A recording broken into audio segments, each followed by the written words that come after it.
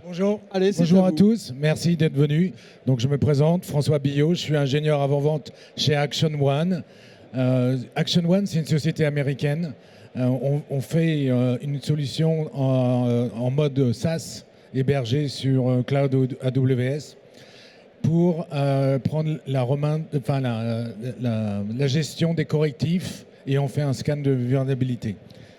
Alors, pourquoi aujourd'hui on va vous parler spécialement de la montée en fait en charge des vulnérabilités sur les applications? C'est uniquement parce qu'il y a, comme vous le savez, il y a une attaque assez importante. Euh, Comme vous le voyez, 83% des vulnérabilités concernent des applications tierces et on va vous aider justement sur ce point-là. Alors, un autre point important, un chiffre important, c'est les 65 jours quasiment de délai moyen qu'on appelle, c'est mean time to patch, donc le temps à appliquer les correctifs. Donc, il y a un temps très très long et on essaye bien sûr de réduire ce temps-là avec vous. Alors, ça c'est un cas qui est plus américain, c'est le cas de MoveIt.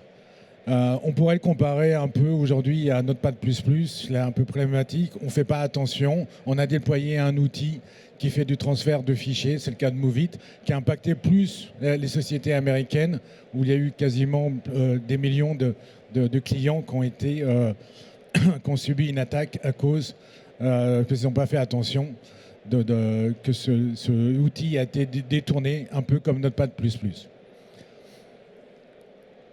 Alors pourquoi la gestion des correctifs échoue?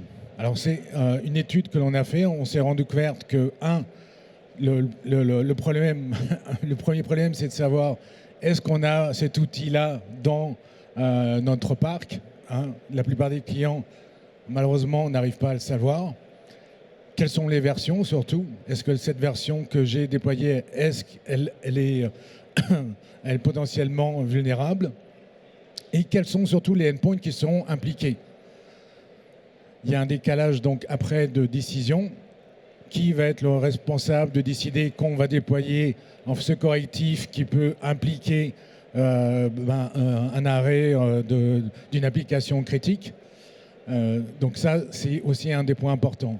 Le décalage d'exécution. Quand on a décidé qu'on y va, on le fait comment? On le fait à quelle heure? Est-ce qu'on peut utiliser la fenêtre de maintenance disponible ou pas? Et est-ce qu'il faut le tester? Souvent, c'est bien de déployer, mais après, il faut bien sûr le tester. Alors, typiquement ici, ça va être le processus, on va dire, de détection et donc le workflow qui va vous amener de la détection à la correction. Le but, bien sûr, donc là, en premier temps, ça va être de détecter les vulnérabilités.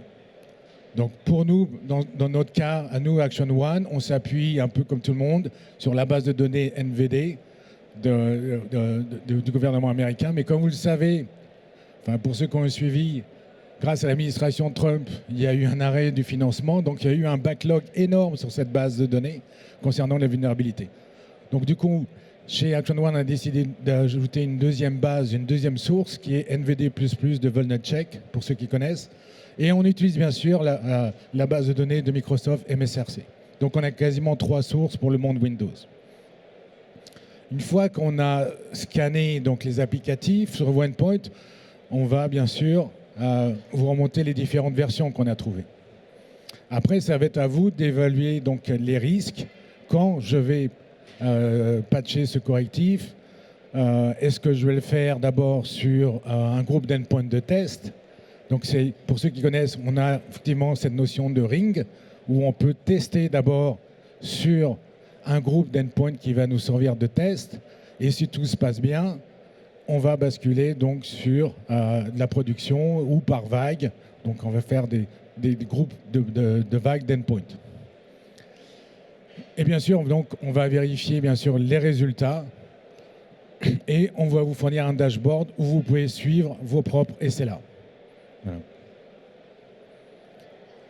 Alors, rien ne vaut une petite démo, donc je vais vous montrer ça en action. Ici, vous avez donc le premier dashboard qui vous indique le nombre d'endpoints qu'on a détectés, les vulnérabilités qu'on a détectées. On va les détecter à la volée, donc vous n'avez pas à planifier un scan de vulnérabilité. Euh, on va détecter aussi les mises à jour qui vont être disponibles pour vous. Voilà. Pour revenir, en fait, à ici, on va détecter, donc ça revient à savoir un peu ce que l'on a dans notre parc. On va détecter tous les applicatifs qu'on a trouvés pour vous. Vous allez pouvoir ici déjà interagir. Par exemple, 7zip, c'est un outil qui est peut-être approuvé au sein de mon organisation. Donc, je peux faire une désinstallation en masse. Ou je peux forcer donc, une mise à jour complète sur tous les endpoints. Ou simplement, je peux déployer aussi cette version-là sur d'autres endpoints. Alors, comment on va faire automatiser un peu tout ça? Parce que là, je vais le faire quasiment manuellement au point de vue Action One. On va créer une politique, tout simplement, qui va être basée, en fait, sur, quand vous regardez donc un correctif ici, si on en prend un dans le détail, vous allez voir ici qu'il y a plein de métadonnées liées à tous les correctifs. Donc vous avez des champs en fait comme update type, update source qui vont nous servir à créer des filtres pour notre politique de gestion de correctifs des applications tierces.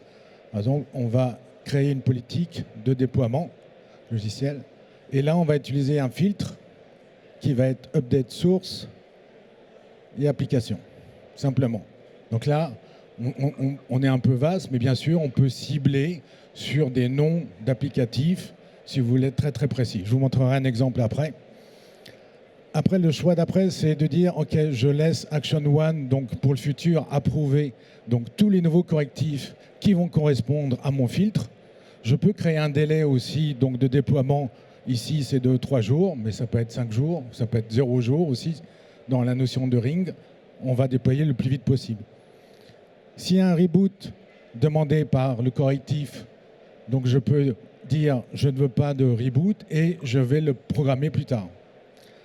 Dans le cas s'il y a un reboot, l'utilisateur, lui, va recevoir, donc va recevoir un pop-up, c'est une fenêtre qui va s'ouvrir avec un message que vous pouvez bien sûr modifier. Vous pouvez aussi modifier donc, le timeout, c'est-à-dire ici, dans le cas présent, après 4 heures, on va forcer le reboot, mais vous pouvez donc bien sûr le changer en minutes ou en jours. Vous pouvez aussi customiser cette fenêtre, donc ajouter votre propre logo, comme ça l'utilisateur sait que ça vient de l'IT et pas d'Action One qui peut-être qu'ils ne connaissent pas. On peut aussi, donc, si vous êtes au courant, par exemple, qu'il y a un KB, par exemple, de Microsoft qui pose problème, bah, vous pouvez le dire, pour l'instant, je vais l'éviter, donc je le mets ce qu'on appelle en pause, donc on en reviendra plus tard pour le déployer. On va désactiver donc Windows Update. Donc c'est important parce qu'on a beaucoup de clients qui utilisent WSUS et qui viennent vers nous. Donc en général avec WSUS, il y a beaucoup de GPO qui nous bloquent à mettre à jour donc, les endpoints Microsoft. Donc ça c'est un point important. Si vous avez une GPO, il faut la désactiver. Après on va simplement choisir donc, le groupe d'endpoints que l'on veut. Donc on peut créer des endpoints, bien sûr, des groupes d'endpoints basés sur vos groupes AD. On peut utiliser aussi des critères propres à vous qui vont être basés sur l'endroit où se trouvent les endpoints, les versions d'OS, que c'est des endpoints critiques avec des applications importantes, etc. Une fois que vous avez choisi donc, votre groupe, tout simplement, après, il va falloir planifier quand est-ce que vous allez le lancer.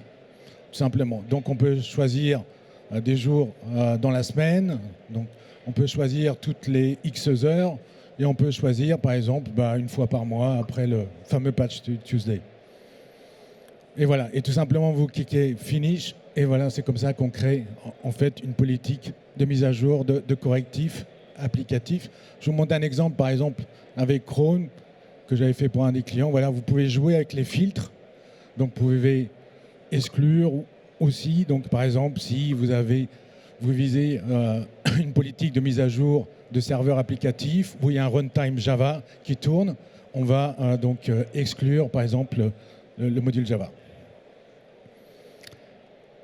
Voilà, je voulais juste terminer pour montrer qu'on a une librairie aussi importante qui est donc contrôlée par nous, qui est partagée avec vous, avec votre tenant, où on va mettre donc plein d'applicatifs les plus connus du marché. On va gérer les différentes versions. Vous pouvez choisir la version que vous voulez et la déployer. Vous cliquez afin de déployer et vous retombez dans le même menu. On ne fournit pas simplement que les binaires, on fournit aussi des scripts que vous pourrez réutiliser qui vont fermer proprement le processus de l'applicatif pour le mettre à jour correctement. Voilà, on me fait signe que c'est la fin. Si vous avez des questions, on est preneur, on est gourmand de questions ici.